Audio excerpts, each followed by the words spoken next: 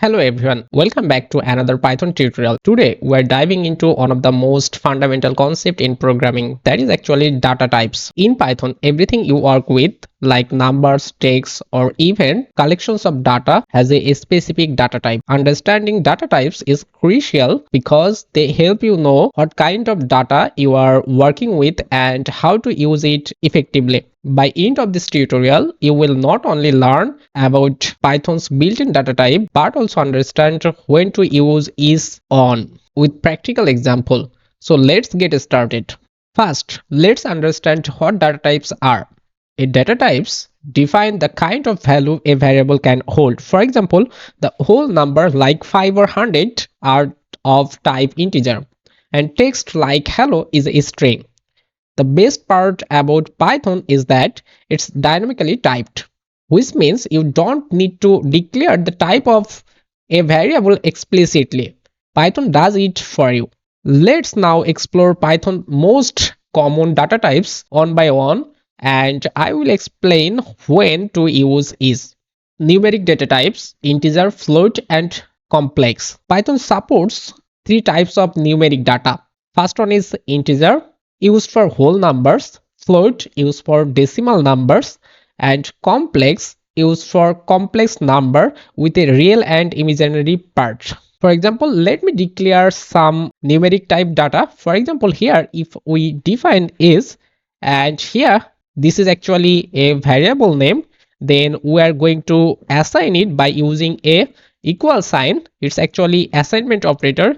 Then we will define a data, for example 25. It's a integer number. So if you check the data type of is by the following, you have to type print, then inside here you will define type, you will take a parenthesis, and inside this parenthesis if you pass the is, and then if you run your code, it will say it's actually integer type data. Here you can see class, then a space, and here int means it's actually integer type data. Integer type data is used when counting things like age or quantities of a product or something like that. Then let me define another data type, that is actually price. So price, then assignment operator, and here we'll define 19.99. so you can see it's a float type data, and we define a decimal point here.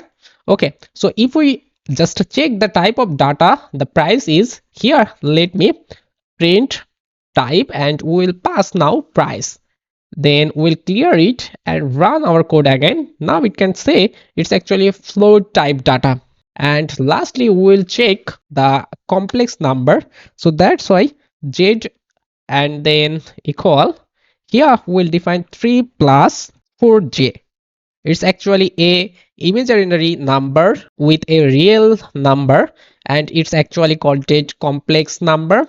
Okay, so it's actually used for advanced mathematical problems. So let's check the type of z here. So we will define z instead of price here, and now let me run the code. Here you can see it's actually complex number. Okay, so I hope you understand this is actually numerical number type data. And here let me define a comment so that you can check it later. So it's actually numeric data types. Okay, the next thing is that we'll have to talk about string data types. Okay, so for this, actually after doing this, let me add a comment. It's actually string data types, and for here string are used for to store text. You can write a string using single or double quotation. I will show you explicitly actually here. Let me define name, and we can just assign our name here. So equal sign, then you can use either double quotation or single quotation to define a string. For example, let me type my name, that is actually Mamun. And if we check here, for example, this is print, then we will pass type method here. So type, and inside this type we will pass this name. Okay, now if I run this code, you can see it's actually string type data.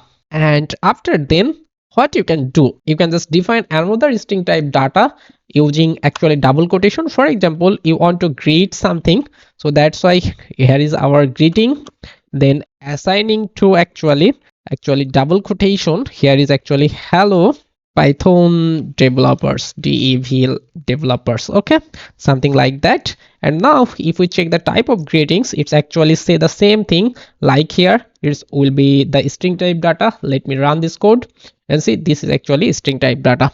And this time actually I will declare when to use this. Use string to store names, messages, file paths, or any textual data. So this will used for when you are working with names, message, any text message, actually file paths, or any textual data.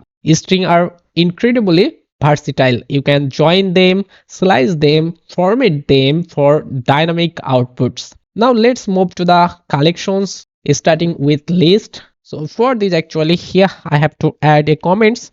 This is actually list type data, list data types, and it's actually two variants, that is actually ordered and mutable. So lists are used to store multiple items in a single variable, and lists are ordered and mutable, meaning you can modify them after creation. So let's get some example. At first let me define fruit, fruits, fruits, and here we'll store multiple items in a single variable. For example, this is our variable name, and we will assign multiple item using list item. So here we will take a square bracket, and inside this square bracket we will keep some fruits name. For example, apple, then we can store banana, then we can store cherry, and finally we will have orange or something like that. Okay, so here you can see we have separated items by using a comma here. Okay, so this is actually list type data, and let me check the type of fruits here. So print, here we'll define type, it's actually method, and inside here we'll actually pass fruits. Okay, let me clear this and run it again, and see, this is actually list type data. It's actually printing on the console. Then I said you can modify it after creation. So let's try to add another new item to this list. So to add a new items here, how you can do that? You can use dot notation for this. So let me define the variable here, then we will define a dot. This is actually dot notation, and append method is used for to add a items to the list. So for example, I would like to add mango here. Now if we just actually print fruits, you can see it will give output with all of these items including this mango. So let's run it. We'll run it. So it's actually not run it properly. Let me try again. You can see apple, banana, cherry, orange, and at the end we'll have mango. So that means we can just add a new item to the list, and here is the example we added. But what if want to modify any items? For example, you can change the fruit's name here. This is actually apple, and you can change it. So to change it, what you will have to do, you will have to define it using actually bracket notation. To do that, you will have to take a square bracket here, and then our list starts with indexing. So this is actually 0 indexing, this is actually 1 index number, this is actually 2, and it's actually the index value is actually 3. So if you want to modify this one, for example, you will have to define 0, and if you want to modify actually this one, you will have to define 1. So it's start with 0 and ends up to where you end your actually list. So for this, if you want to modify this, so you will have to use this way, and then assign something like that. You would like to modify its something. Okay, I'm just define something else. Okay, now you can see it will replaced by banana. So let me just get output by running this code. It's actually didn't compile properly.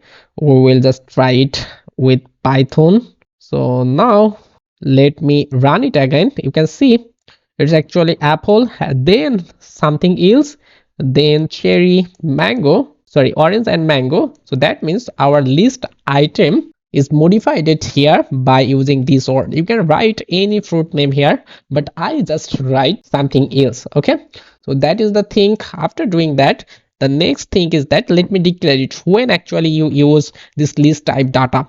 So it's used actually when you need a collection of items that can change, like a to-do list or a list to define some products in the cart. You will have to define this list type data, and it's actually mutable. That means you can change it anytime. Okay, so next thing is that what if you need a collection that cannot be changed, that means it will be unchanged.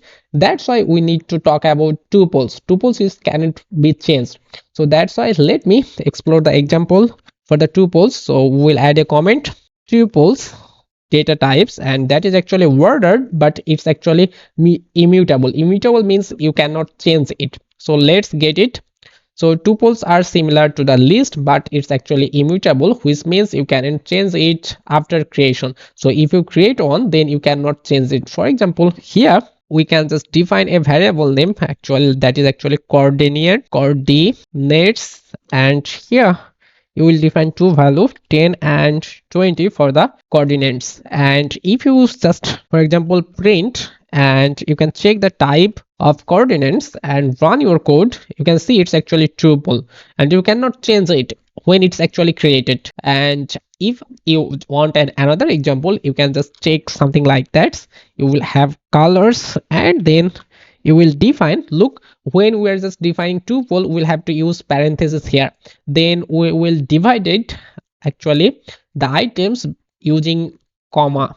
Okay, so here we'll have some colors like red, then comma, then we will have green, then we can just store blue here, okay. So now if you check actually the colors, we can just copy it, and now we can pass colors here. So this will actually do something like that. It's actually tuple type data. Or if you check actually the color, for example, let me just print it here. If we run it again, you can see red, green, blue. So output is something like that. It's actually tuple. So use tuple for fixed data like coordinates or constant setting that won't be changed ever. Now let's talk about set. Set is unordered and unique item. Set can't store unique and unordered list. They automatically remove duplicates. Okay, so let's get some example. So that's why at first we'll have to define a comment that is actually set data types. It's actually unordered and mutable. So let's get an example. For example, we will have some numbers. So that's why we'll define a variable like numbers, and here to define actually set types, you will have to define curly braces here. Then you can define some items for the set. So 1, 2, 3, 4, 5. Okay, something like that. Now if you just print it, so for example print, and if you print the numbers, what output you will get. So run the code, and now you can see this is actually set. And if you check the type here, you can just define type, and you will have to pass numbers inside the parentheses. Let me clear the data and run again. So you can see here is actually set data type. Remember, set can use when you just want to filter out duplicates, like tracking unique visitors to your website. The final collection type we will discuss is actually dictionaries. And for dictionaries, actually dictionaries store data in key value pairs like an object. Okay, so making it easy to organize and access information. So for this, what type you define, so let me add a comments. It's actually dictionary type. And for example, I will give an example for users. So users must have a name, so you can just define it's by using key value pairs. So this is actually name, and this is actually key, and here you will define a value for this key. So that is actually my name, Mamun, and as a user I have is, so that's why here we'll separate it by comma, and it's actually is will define by using a clone here. The value will be 23. So you can use it number types because it could be number. And then for example If you define address something like this, address, and here it will store a city, for example New York, okay, something like that. So if you now want to print it, for example let me print it dynamically, so that's why I take F, and inside these actually how to define it dynamically, let me define curly braces, and here we'll pass user. Then if you want to get the value of name, you can have to pass it, it's actually use a square notation, and you will define name. After doing that, let me define lives in. Here we'll print city, so that's why curly braces, we'll have to get the city by using a square notation, and it's actually bracket notation, we'll define address. Okay, so now if you run your code, you can see Mamun lives in New York. So that is the actual data types for the dictionaries, and dictionaries is used for structured data like user profile, API response, or configuration setting. Now that we have seen all major data types, and let's discuss type conversion. Sometimes you need to convert data from one type to another. For example, if you want to convert number to a string by using this, so to do that, let me define it another file, that is actually second file, and we would define type conversion here. So let me define a comment at the top, that is actually type conversion. Okay, and you can just see it something like that, type casting. For example, we will have a is, and that is actually a string. So for example it's actually 23, and now if we print the type of the is, so that's why type, and will pass is, you can see the terminal says it's actually string type data. Let me clear it, let me run it again. You can see it's actually string type data. What if you want to convert it to a integer number? So to do that, here for example you can do that by this way is, and if you want to convert it to integer, you will have to type int, then you will have to pass this is here. Okay, so now if you print, then you will see it's actually integer type data. And if you want to update your is something like that, you can update it by using this print is +1, as it's actually integer number. Now you can just do any mathematical operations here. Okay, so now let me run it, so you can see it's actually 24. Type conversion is common when you are working with user input or data from files. Let's warp up with a quick real world example.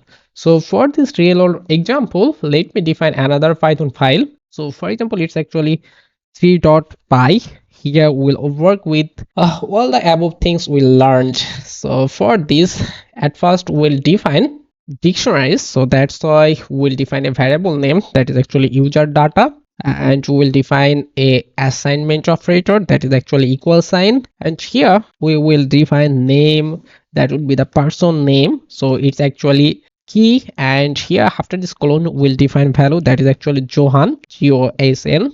Then we'll define a age for the person, so age will be something like that. At the beginning we'll have to use a string value, then we can use any type of type, so for example 30.